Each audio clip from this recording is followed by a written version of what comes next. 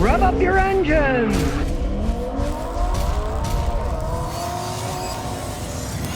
People like Ford pickup trucks, but the price of new ones is starting to drive some people insane. A new one's 53 grand up. Guy paid 7,500 bucks for this used. Let's see, did he make a wise decision? I'm kind of guessing that he did. Now just looking at it cosmetically, you can see the thing's in good shape. Now we notice that the step here is kind of rusty. He's gonna get another one. That's just aftermarket stuff. But it's got a humongous bed. One time I had a gooseneck trailer hooked up to it. That shows you how much these things can tow. And since it's a 4x4, you're not going to get stuck anywhere. And yes, it needs new tires. You know, you're going to expect that buying a used vehicle. It even has the manual lockers and de-lockers here. And they still go by hand. That amazes me. I can imagine what this thing's been through because it has 2 previous owners. The coating is wearing off. You can buff the wheels up if you want, but really, it's a big old work truck. He wants to use it to pull his trailer around when he goes places. And as we open the hood, we can see what's inside.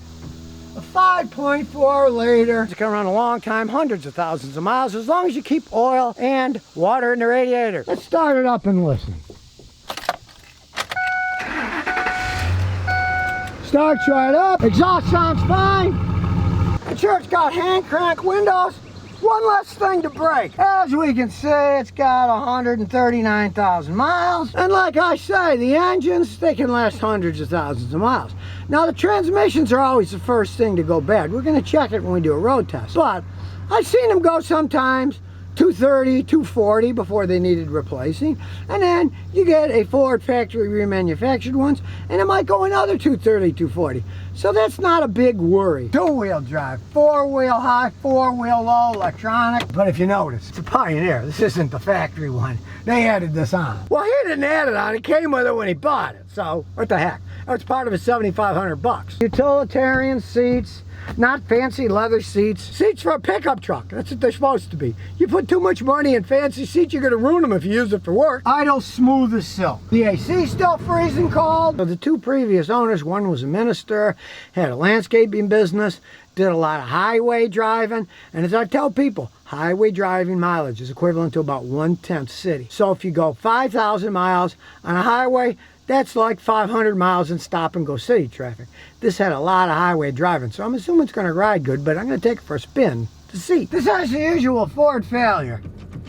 The shifters often get loose and you got to mess around with them, but hey, that's the way Fords are. It still works. And the first thing you notice is you're high up in the air. It's a big F-250 truck, has the extended mirrors on it, and it drives like a big truck. This isn't the modern Ford. And a basic suspension system, the new ones do ride quite a bit better. There's no arguing that, plus they weigh less because they got a lot more aluminum, where this has steel, and this gets a little worse gas mileage. But still, so far it shows to be a solid truck, especially for towing. It can pull a lot of weight, which is what he wants it for. You can see how smooth the transmission shifts are. So we're gonna take it to our little drag strip here. Handle's good enough for a big old pickup truck. Let's see what's left of its engine, since it's a 2006 with 139,000 miles. Here we go. It's a heavy truck, but it's moving. You can hear that engine. Smooth shifts. The tranny's still going good.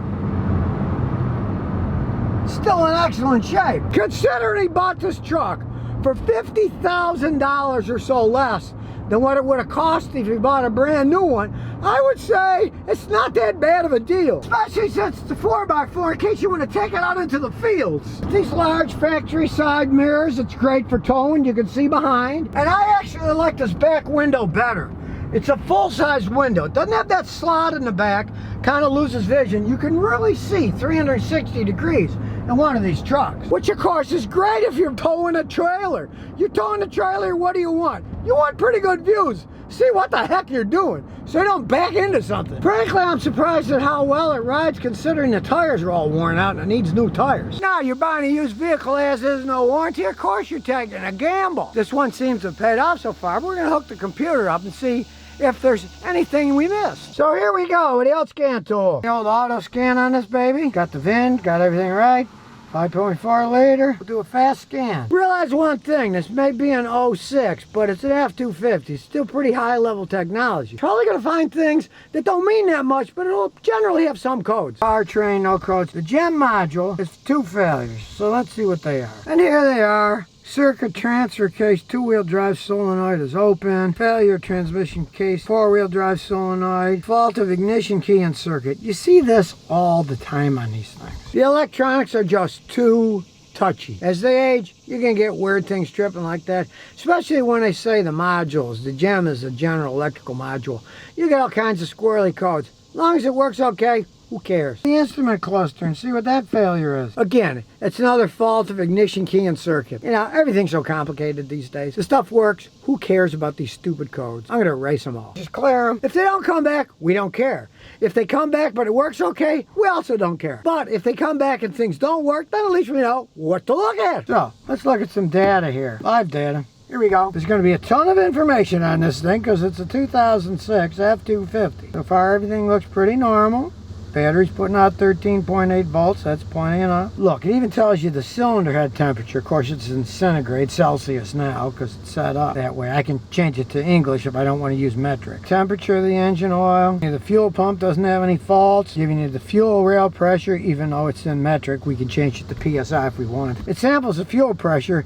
It's desired 275.908, and it's 275.207, 276. That's almost perfect. Doesn't show anything that's wrong. No faults. We'll check out some more stuff. Are there any faults in any of them? 1 through 8. They're all no faults. The long-term fuel trim. It's subtracting a tiny amount, 1% on 1, and on 2, it's adding 0.5%. You're not going to get perfect in something that's this old with 139,000 miles. Now, maybe in a Lexus, but it's a Ford. That's close enough. It's not hurting anything at all. It's got a very, very slight, I'm putting the camera here now, watch. See the slight wiggling? The slight wiggling is just a slight off balance at idle. Because one side's running very slightly rich and the other's running very slightly lean. You could run some fuel injector in it, that might help it. Fuel injector cleaner, a lot of times they're not firing perfectly. You get some good cleaner, it cleans. And if it goes back to exactly the same on each side, but it could even be a tiny air leak on the intake manifold. Tiny little things can affect that. Doesn't affect the running, so who cares? Total misfire number, 0. It's not misfiring. Works fine, but let's say it didn't. The scan tools are great. You can control the pressure. Look at them all. You can look at the data. This has no faults. You see everything says no faults, so we know there's no problems. But if there was, you can actually test them with these machines. As you can see in actuation tests, look at all the stuff you can actuate and test. I mean, there's a tons of stuff. Remove the tables and make them go back to the factory specs. You can halt the learning if you want to just leave it the way it is and see if there's a problem. Then you can resume it after you've done your testing. You can do a power balance of the engine. There's all kinds of things you can do. Check it out. The power balance is pretty close. Yes, like I say, sometimes it's a tiny bit off, but hey, the engine's running fine. 7,500 bucks, about 50 grand less than what it costs new. It's a pretty well-made truck.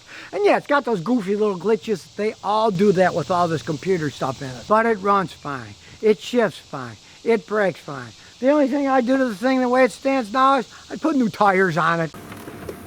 And here's some bonus questions and answers. Jibsar says, I got an 06 Sequoia and somebody stole my catalytic converters here in Houston. My sister-in-law had her Prius one stolen in downtown Houston too. I guess people are stealing cats there like mad. The repair shop the insurance company recommended and they broke the bolts on the exhaust. Is that common? And the estimates for the left and right pipes and converters is about 50% higher when I see from auto parts stores. Am I getting scammed? You got an insurance job. They're paying for it, right? They have to guarantee catalytic converters. That's federal law. They have to guarantee them. So the repair shop that's responsible for it. Now, of course, they mark things up. You're not paying for it. The insurance company is. They're probably not buying them at the Toyota dealer, buying them somewhere else, but they mark that stuff up. If you're talking about price differential, hey, you can't do that with catalytic converters because the aftermarket ones, especially the Chinese-made ones, are often garbage and don't work right. So, as long as you get your car back and the catalytic converter codes never come up and it runs fine, leave it at that. Now, if you were paying out of your own pocket, that's another story. But the insurance is paying for it, and they told you to go to that shop, so they have to pay it. They said, that's a shop we trust. Just let them do the thing. And bolts do break off all the time when things are old. I mean, that's what, 06, so that's, 16-year-old vehicle. Yeah, they will break off, especially in Houston where it's so humid that the cast iron and the steel rust like mad, and they often will break off. But they told you to go there, so they said it's a good shop, so let the insurance guys pay for it. That's what you pay your insurance premiums for.